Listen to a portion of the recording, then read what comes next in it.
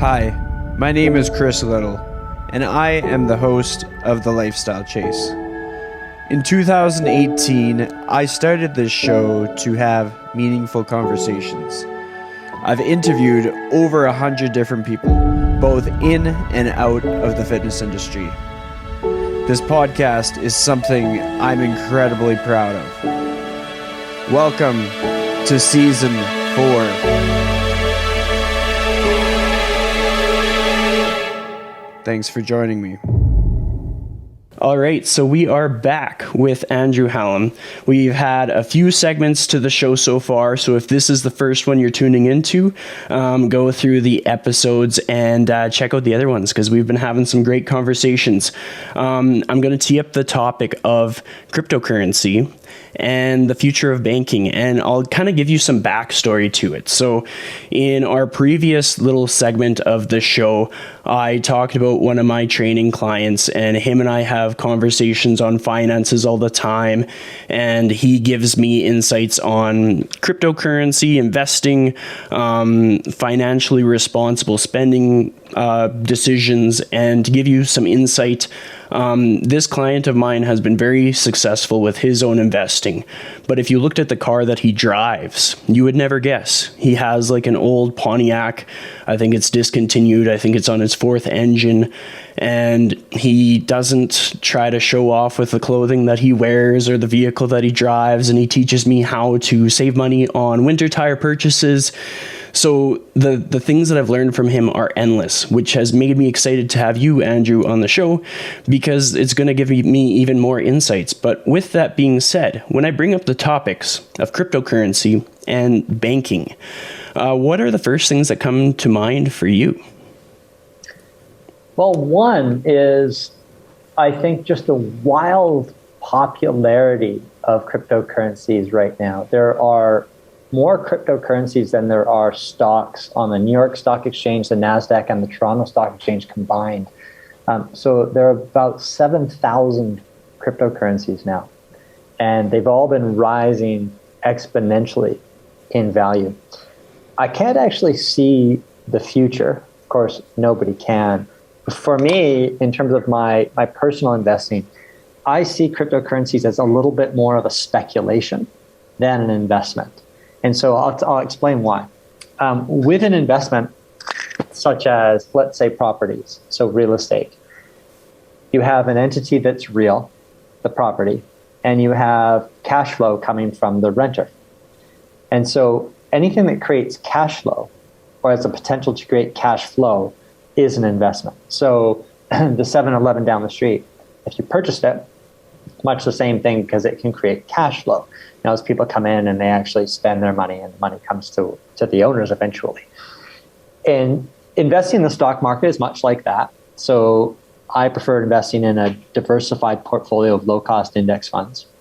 They represent real businesses with real, genuine cash flow. And so on aggregate, over time, the stock market growth long-term will reflect the aggregate growth of those earnings. The tricky thing about a cryptocurrency is that it doesn't actually have any earnings. And so there's no cash flow associated with it. So much like any currency, if you owned, let's say, $100 in every one of the world's currencies today, every one of the world's non-digital currencies, and actually we could take you back to 1800. So take you back to 1800, you buy $100 worth of every one of the world's currencies. And let's just, for argument's sake, say, it's worth $2,000. Today, that would still be worth $2,000, because currencies are what we call a zero-sum game.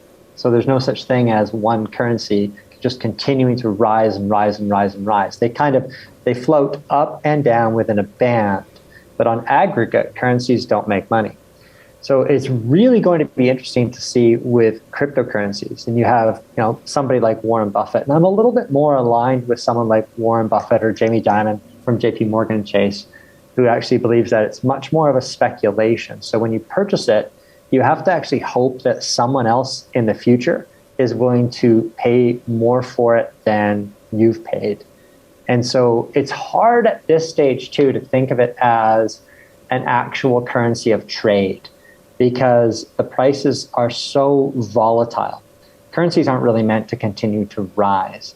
And so because they're not stable, it's kind of hard to price my MacBook Air at a certain price in Bitcoin, knowing that in the time it takes me to take my wallet out and swipe my Visa, that price has changed multiple times in several seconds. So I think that it's something that people should be very careful about. I would suggest not to invest anything more than you're willing to lose, just in case, because it doesn't have an underlying cash flow asset. So for especially a lot of young people listening to me right now are probably going to bristle at this idea. But when we're looking at long-term growth, I like to look at something that's not a certainty, because nothing is a certainty. But if I'm investing in properties and I'm investing in actual real businesses via the stock market, long-term growth will be there because it will reflect the cash flow of the entities that I'm actually investing in. I love that answer, and I will elaborate as to why. I find that a lot of people are easily excited about short-term gain. They see the opportunity to gain like $10 on a $100 investment in cryptocurrency, but they may not have the systems in place to sustain it over a long period of time. And I see that come up often in fitness with the quick biohacks and all that stuff that comes up. And one of the things that we alluded to in a prior segment was just the lessons that we learned from the pandemic. And I shared about how I kind of diversified my streams of income, found more ways to monetize skills, and very similar to how you spoke to the value of like just owning real estate or having things that are like tangible. And yeah, like there is a ton of value to be had from being able to assess like value in different businesses on the stock market and being able to understand that more clearly. Have there been any resources that have kind of helped you along the way in your assessments of which investments to choose? Or have you used like, you've spoken about different choices that you've made as far as like group investments kind of thing. Can you speak to that a bit more? Yeah, that's a really good question. And I read and continue to read just about anything and everything.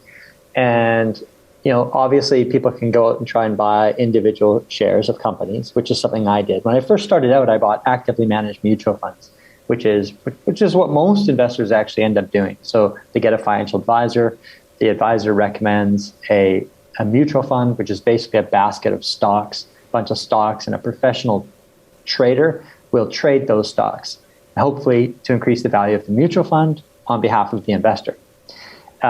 So I started out doing this, and then when I recognized that there are inner fees associated with them, I thought then I would move towards buying my own stocks. So if I bought my own stocks, I didn't have to pay management expense ratios, these little hidden fees on these mutual funds, which incidentally can really add up. So compound interest can work both for you and against you. And if you're paying an extra 1% a year in fees, 1.5%, it sounds like nothing. But over your lifetime, it can be the difference between you having $500,000 and you having $800,000 or more. So that niggling 1.5% annual fee year after year after year can end up really killing your growth. So the idea of moving into individual shares is something that I did. And then as I learned more, I recognized that very few people can actually beat the return of the stock market by buying individual shares over a long time period. And our lifetimes are really the time periods that we should be most interested in, not how much money we'll make this week or this month. If we really want to be greedy, we need to look at what are the behavioral odds, what are the economic odds of us beating the overall market. So when I say beating the overall market, it's like, imagine owning, you could take the S&P 500 as an example, 500 large US companies. And when you buy a stock market index, you're virtually purchasing all 500 of those stocks. So the good, the bad, the downright ugly, you're just buying all of them. And the economic research is such that what's fascinating is that most financial professionals, most financial traders, actually underperform a stock market index over a 10-year period. And those that actually beat the stock market index aren't the same ones that beat it over the following 10-year period. And so for me, it was this realization that, wow, okay, so I can actually beat 90% of professional traders over my lifetime or over any 10-year period without any work, without doing any research, just by adding to a portfolio of low-cost index funds. So in the United States, that's really easy with a Vanguard Life Strategy Fund or a Vanguard Target Retirement Fund. In Canada, you can buy an all-in-one ETF, which is much the same thing. It's just an entire portfolio wrapped up into a single product. So, you set your money to go into this on autopilot every month, and you will beat 90% of the pros. It doesn't mean that you're going to make money every single year, because the stock market isn't like that. But over lengthy periods of time, and this isn't just like anecdotal, this isn't just observational. If you asked Warren Buffett or you asked any Nobel Prize winner in economics this question, how do I beat 90% of the professionals without any work? They'll tell you, oh, easy, just build a diversified portfolio of low-cost index funds. And so that's what I do. I love that. There's a lot to take away from that, and hopefully people hear it and actually take some action on it. The second piece to this segment that I wanted to touch on is just the future of banking, and I'll kind of like explain more of what I'm getting at. What I've been seeing a lot is these apps where you can store, like you can get your paycheck essentially deposited to an online platform, no longer a brick and mortar bank with tellers or anything. It's all digitally held. Do you think that's going to be something that takes over banks like Scotiabank, etc., or do you think it's going to be another one of those speculative things? I don't know. In one sense, the banks are doing that already. I mean, they're already halfway there with all of our online banking. I think that we do know about the security of the banks. And so it's going to be, I don't think something that businesses, for example, are going to adopt really, really quickly, because they do want that security. So even with brokerages, there's the big question of how secure is this particular brokerage? How secure is my money with it? And so there are a lot of people too that will weigh up different brokerages in terms of security. So, if there's something that's a bit more cloud-based, and it's brand new, it's untested, and maybe it will save people 1 or 2 basis points a year, but doesn't have the same kind of, I think, psychological and historical security. And I say psychological is a big thing, because you could prove that it's just as secure. But psychologically, how quickly are people going to adapt to that? When it comes to safety and loss aversion is huge with people. It's really big. I mean, I have a hard time trying to sometimes convince people to go with a firm like Vanguard. Put your money into Vanguard. They're the first. They built the first index fund.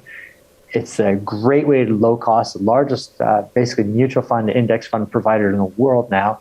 There you go. And a lot of people still will go, well, what about security? Like, what if Vanguard goes bankrupt, or what if something sketchy happens? So I don't think that what we're talking about here is going to happen overnight. Slowly, it might happen with a certain sect of the population, but I think it'll probably take a really long time to, if ever, to completely supersede the banks.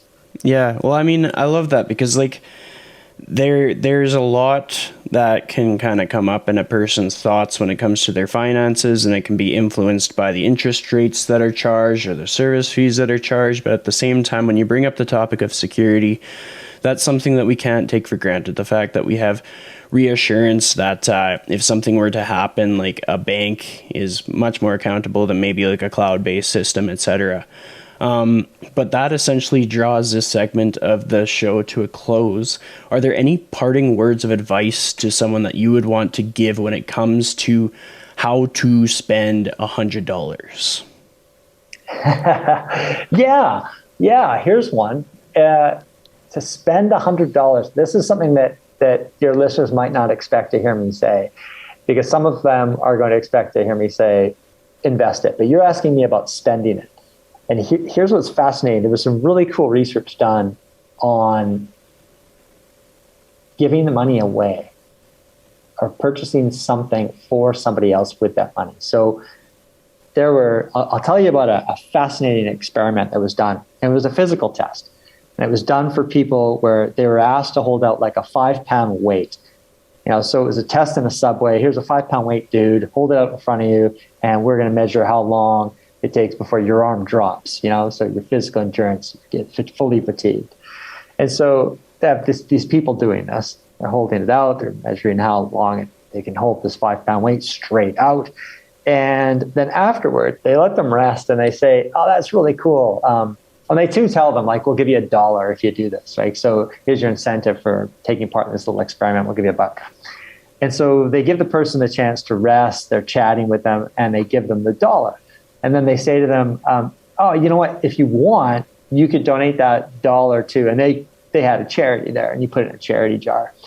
And then they let the person rest and ask them if they want to try it again, just for free, like another shot at it, just to see if they could hold it out longer. And the people that ended up keeping the $1 ended up being able to hold that 5-pound weight about the same amount of time as they did previously. A little bit less because there was a little bit of fatigue residually. But the people that actually donated the $1 on aggregate held that weight out longer. So it's a weird thing. Generosity, it's like something it's ingrained and it's deep into our DNA. Like, we're actually meant to be helpful. We're meant to be generous. It actually makes us feel pretty good inside. And I'm not saying like that $100, donate it to some nameless charity. I'm saying do something kind of fun with it, because research suggests something called pro-social giving gives us a far better bang for our life satisfaction buck. But when we can actually see the recipient, and it doesn't have to be a charity. It could be a gift that you're giving a friend, or it could be something you're helping somebody out with. And it can be a surprise. So here's something that I find fun. One of the things I often used to do, and I mentioned this in my book, Balance, is I would be in a restaurant with a friend, and we would be scouring the restaurant trying to figure out whose bill we were going to pay. And we would like spend half our mealtime trying to figure it out. Like, "Oh yeah, that guy over there, he looks kind of cranky and he's really mean to the waitress. Wouldn't it be kind of fun if we just paid for his bill?" And he didn't know. So we would bring the server over to us, and we'd say, "Hey, look, we're picking that young family over there. We're picking that old guy over there." And we would say, "Just bring us their bill and we'll pay it, but don't tell them. Don't tell them that, just say your bill is covered." So, I mean, to us, talking about a fun way to spend $100, like you and a friend to do that, no one expects that. And you impact them forever, because Chris, they'll never forget that. Like if you and I went out and we got burgers and beer, and the server told us, "Yeah, Chris, Andrew, your meal's been covered by somebody in the restaurant," you and I would never forget that. We would always wonder who did it. And when you're actually the giver, it is just so much fun. A little bit of mischief, but it's also so much fun. Like, we're meant to be givers. I love that. And it's something that I've seen amongst successful business owners that are local to Edmonton. During the pandemic, I actually had my Easter dinner covered by a local business owner who to this day is anonymous. Like, I've spoken to him on Instagram, but I don't know his first name. I've had coffee with the guy, still don't know his name.